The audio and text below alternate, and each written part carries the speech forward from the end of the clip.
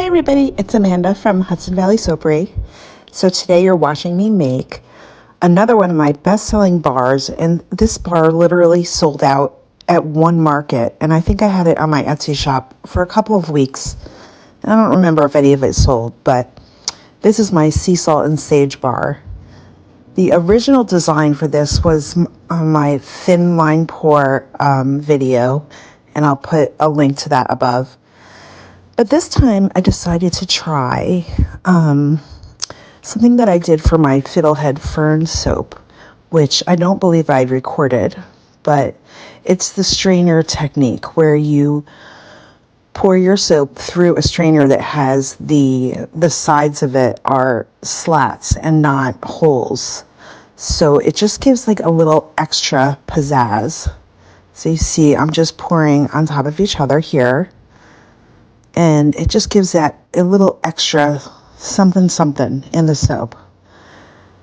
And then once I'm done pouring everything, coming up, I'm going to do a spider web pull through from the center to the edge, all the way around, and then go through. This is all the way through. And fix the middle. And I give it a little spinny spin. Now that's the bottom of the soap after unmolding.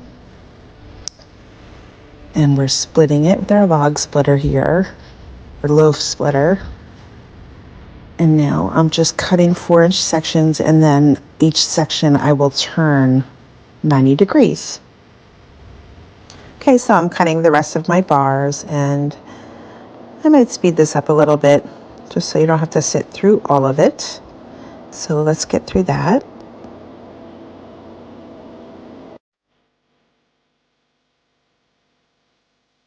And here are the final bars, and you can kind of see like the little ridges, the swirl with the chopstick makes, but also there's like a little bit of extra, and that is what the salad spinner does.